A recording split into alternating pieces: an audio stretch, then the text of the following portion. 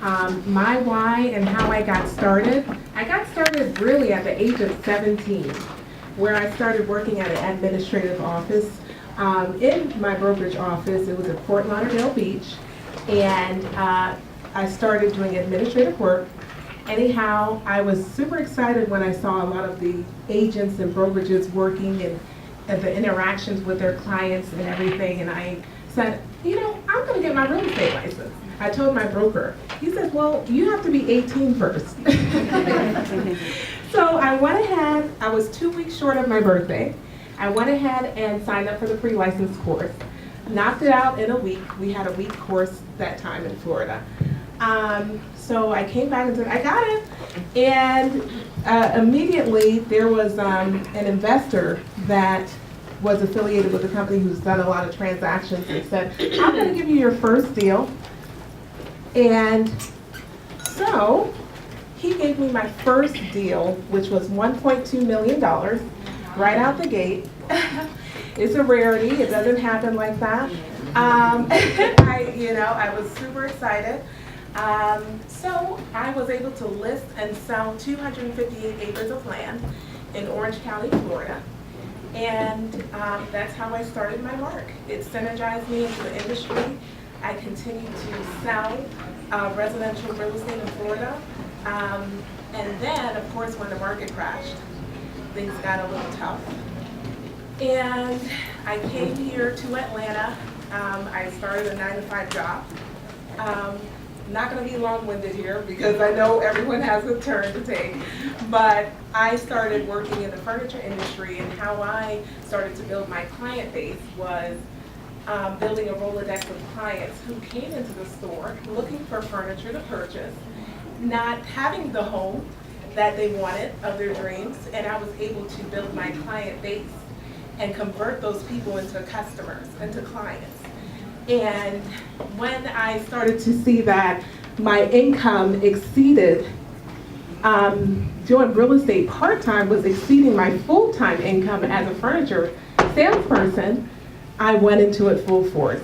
And to tell you my why is my daughter. She's 9 years old.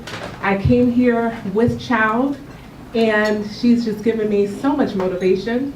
She's been my superstar. Every time I'm out showing property, she's with me. She puts out the sign, and I'm just so happy to have her. And so that's my why.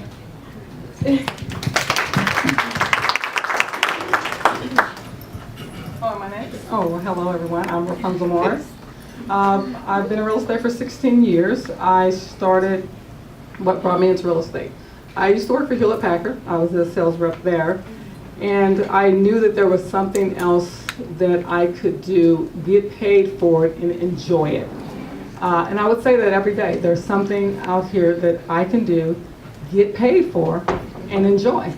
And got laid off, stayed home for a year. And when you speak about things, a lot of times they'll just show up, they'll just come into existence. So a friend of mine was buying a home, and she had a realtor. And the realtor lost her assistant, and my friend said, hey, why don't you go and work with her while you look for a job?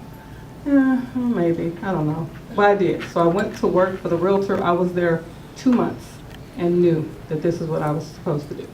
So in 2 months, I went to real estate school, got my license, and became a realtor in 2003, and I've been doing it ever since. And when it feels like, when you have a job where it doesn't feel like work, that's the job for me.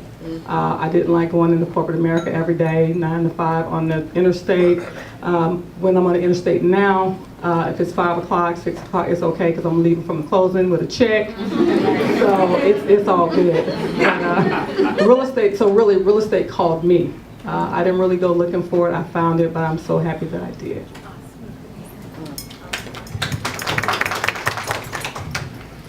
Hello everyone, I'm Charis Dorsey. For me, I think I had more of a zigzag path when it came to entering into the real estate industry.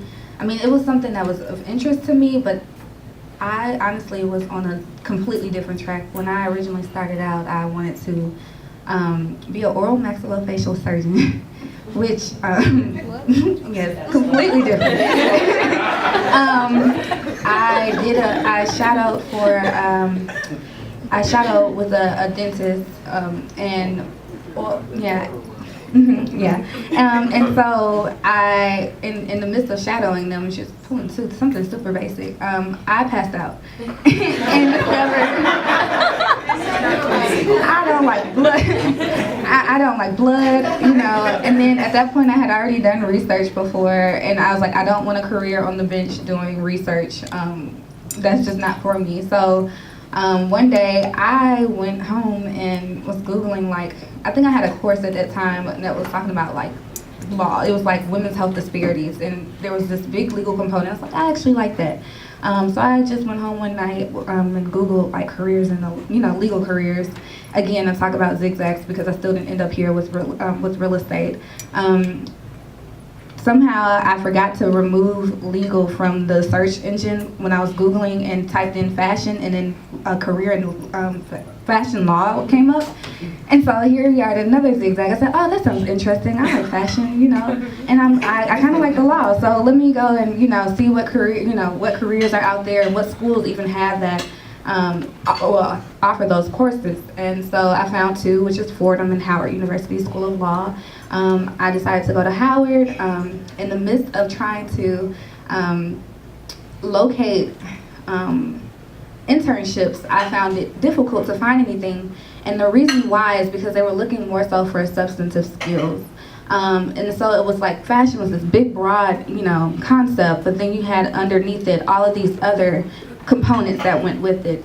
At the time I was in just my basics, you take property law, and something about that course amongst all of the other courses that I was taking just clicked. It was natural. I got it. It was, I get it. I'm reading it. I'm helping. I'm tutoring, my peers at this point on property law, and so that just kind of stuck with me. So I graduated, moved back home to Atlanta, and my first job was not even related to fashion at all. Again, another zigzag. I ended up working for a telecom company as a network real estate specialist. So I was basically working, for telecom companies and helping to get poles erected and dealing with easements and things of that nature. And so from there, that took another turn and ended up working for the government, for the state property officer, and ended up more so dealing with more commercial leases and things of that nature.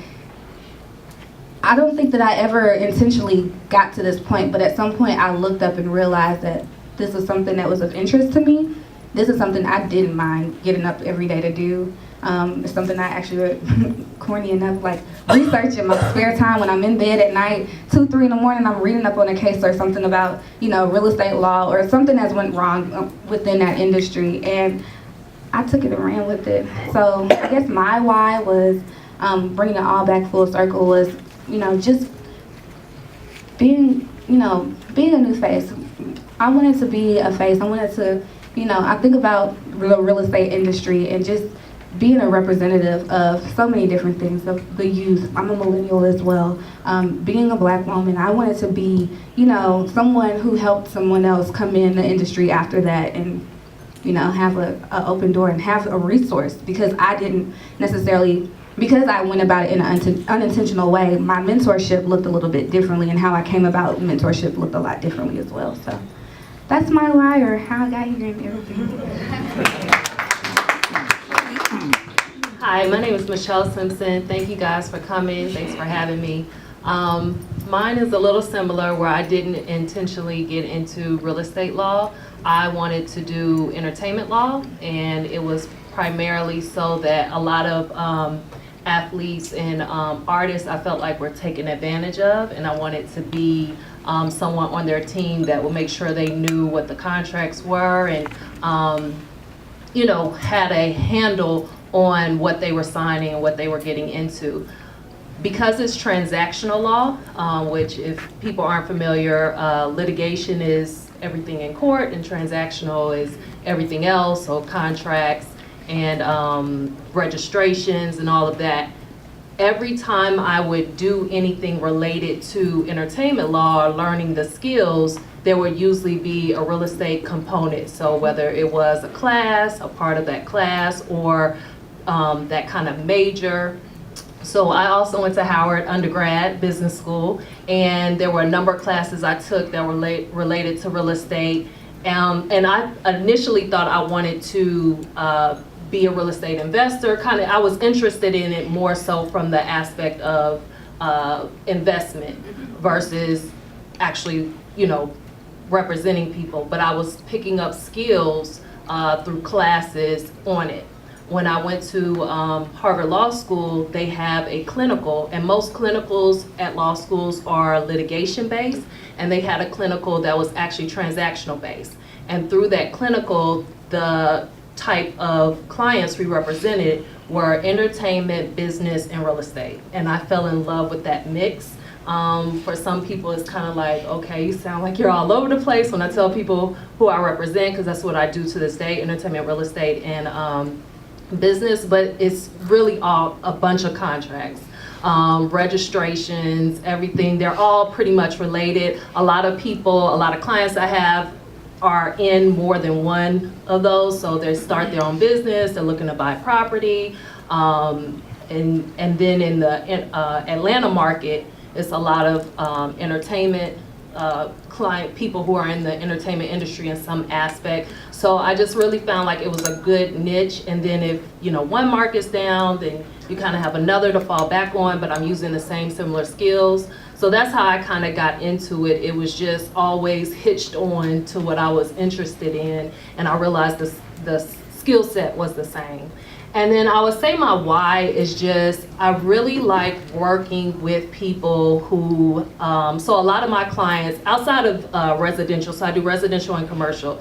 So a lot of the residential clients, they're just, buying property to live in. I do have a number that are investors, but especially on the commercial side, people are starting, they have an idea and they're starting something. And I love working with people who have like a creative entrepreneurial idea. Most of my clients are entrepreneurs, and helping